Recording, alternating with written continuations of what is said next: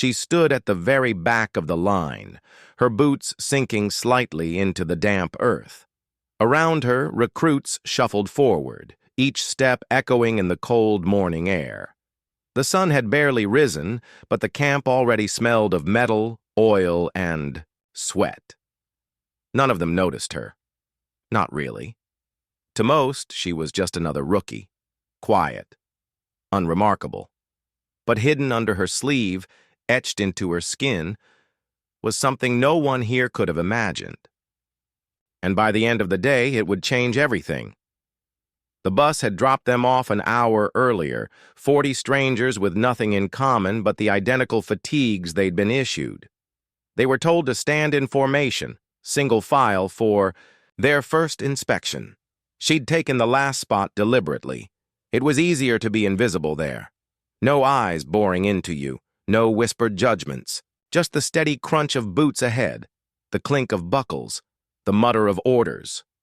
Her uniform hung loosely on her frame. The sleeves, though regulation length, were pulled a touch lower than necessary. The fabric brushed against her wrists like a secret she could feel but no one else could see. She had been here before. Not here exactly, but somewhere like it. The sharp tang of discipline in the air. The stiff-backed posture of those who thought toughness was armor. She knew their type. The ones who would underestimate her in the morning and regret it by nightfall. The sky overhead was streaked with pale gray clouds. Somewhere far away, the metallic groan of a flagpole halyard cut through the silence. She tilted her head slightly, letting the sound ground her. Her mind was calm, but her heartbeat was steady in that way it always was before something important happened. She thought of home, of the moment she had decided to come here. She remembered the letter that arrived in a plain envelope, how her fingers trembled when she tore it open, how the ink seemed to sink into her bones. She had joined for a reason, though no one here would guess what it was. The commander was moving down the line now, inspecting each recruit in turn. His boots struck the ground like clockwork, steady, unrelenting. With each step, the line grew shorter between him and her. In a few minutes, she would be standing face to face with him. And when that happened, the quiet would shatter. The commander's shadow reached her before he did. It stretched across the dirt like a black blade, long and sharp in the morning light. He was a tall man, broad in the shoulders, his uniform so perfectly pressed it seemed to resist the breeze. His gaze moved like a searchlight, pausing, analyzing, then moving on. Each recruit straightened when it fell on them, as if afraid it might burn straight through. She didn't move. She had learned long ago that stillness could be a shield. The inspection was slow, deliberate. He adjusted the brim of a cap here, tugged at a belt there. He corrected posture with a single, precise gesture. His gloved hand would rise, tap a shoulder, and the recruit beneath it would swallow hard. When he reached the middle of the line, he stopped abruptly. Someone's boots were scuffed. He knelt, brushed the dirt away, and muttered something low enough to be carried off by the wind. The recruit nodded frantically. The commander straightened and continued forward. She watched him from the corner of her eye as he moved closer. One step, then another. Her breath remained even, but she could feel the pulse in her neck.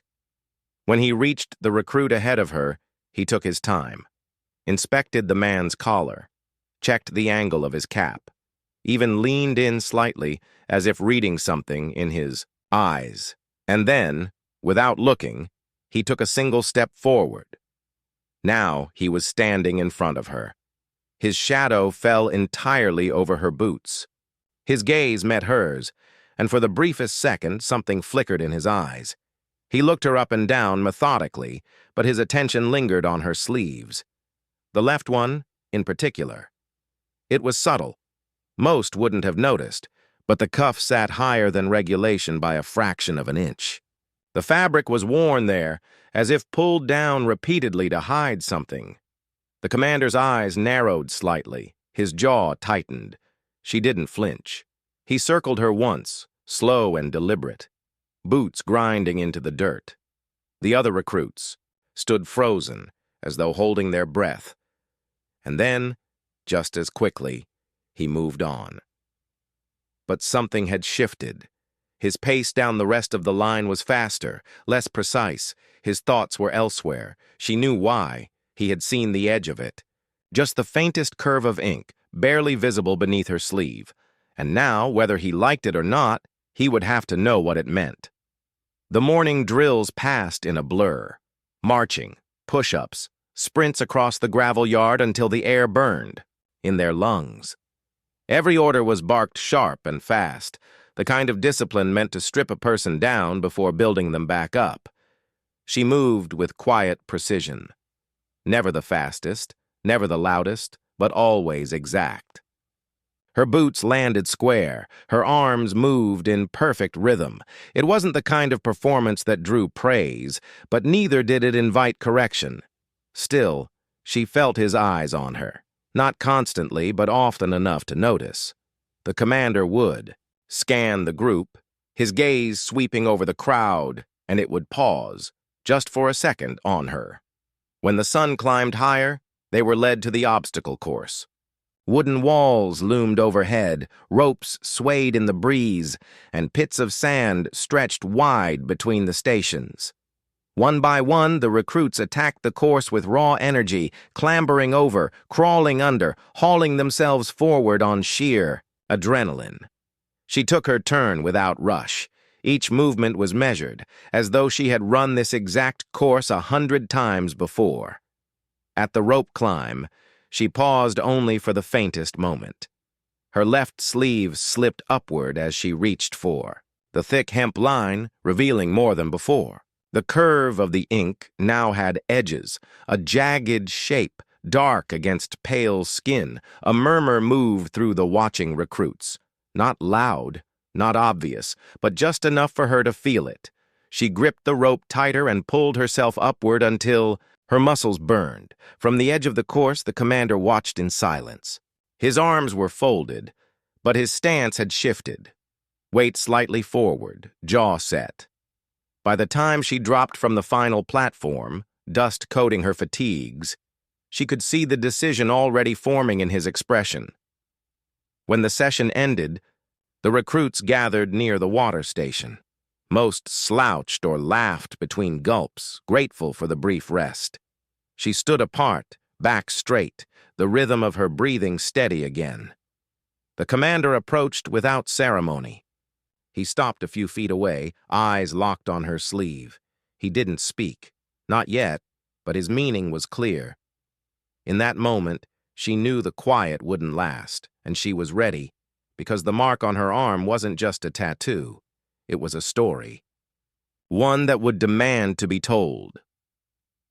The wind had picked up by the time afternoon training ended. It swept dust across the yard, lifting stray leaves from the edge of the field. The recruits filed toward the mess hall, voices low, shoulders sagging with fatigue.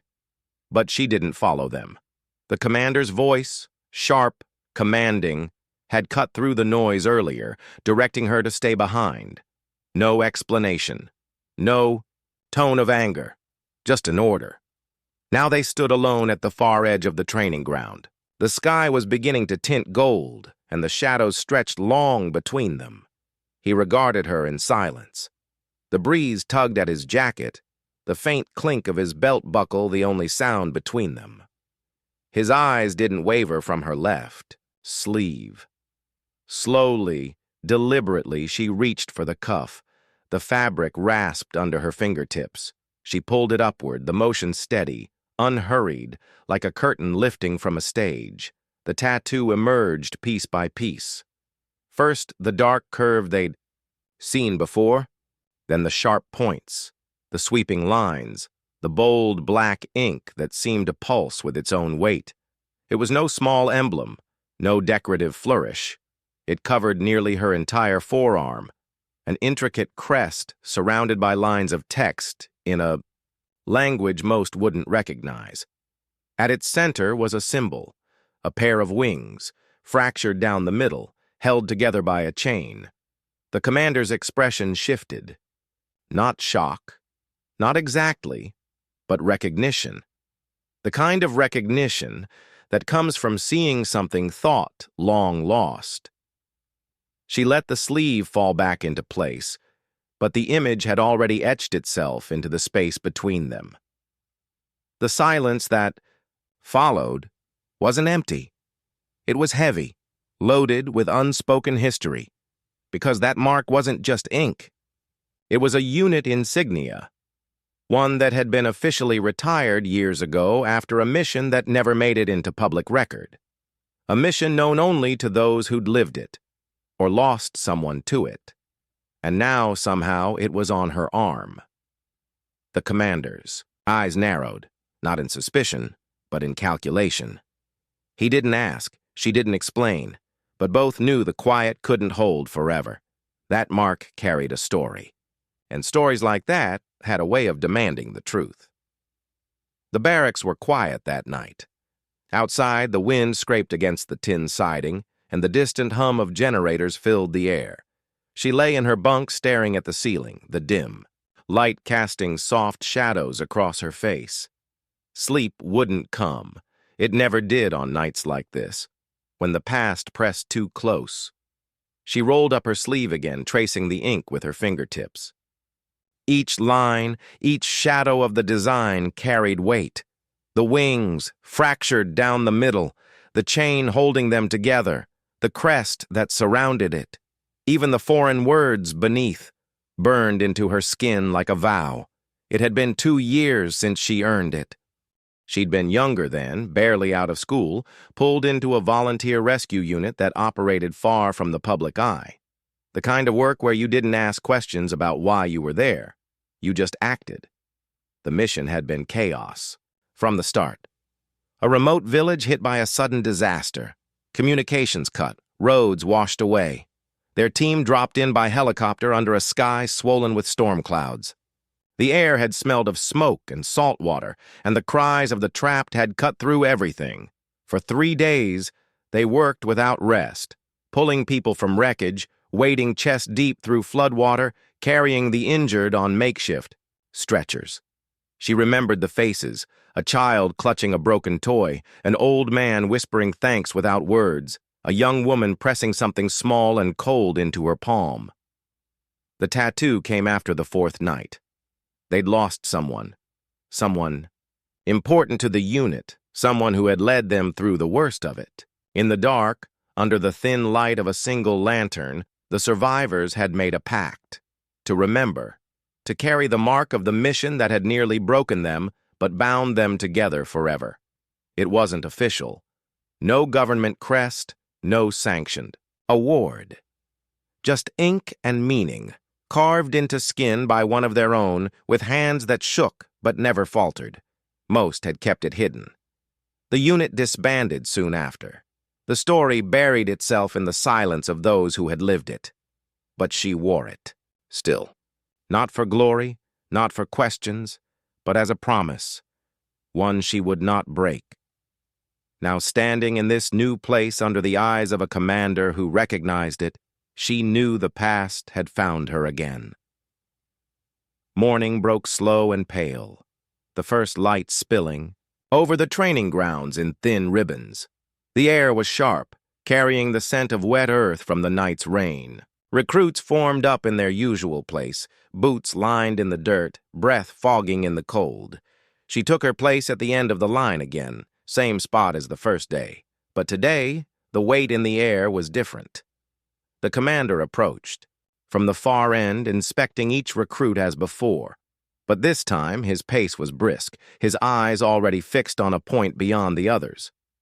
When he reached her, he stopped. Not the kind of stop meant to intimidate, but the kind meant to acknowledge. His gaze flicked once to her sleeve, then back to her face. There was no order to roll it up, no demand for explanation. Just a quiet stillness between them, the unspoken, knowledge settling like dust after a long storm, because he knew. And she knew that he knew. Somewhere in his memory, he had seen that same crest.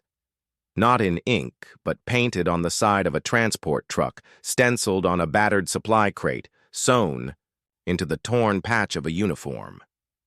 He had been there when the news came in about that mission years ago.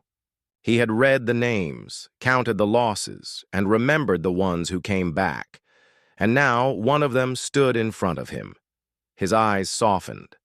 Not enough for anyone else to notice, but enough for her to feel it. He gave the smallest nod, almost imperceptible, then stepped past her. The rest of the inspection went on as usual. No words, no scene, just boots on dirt, wind in the trees, and the quiet hum of something unbroken. But by the end of the day, the difference was clear. When drills began, no one laughed at the one in the back of the line. When orders came, she was paired with the strongest. When they moved with her, not ahead of her. The tattoo stayed hidden under her sleeve, but its weight was felt in every step she took.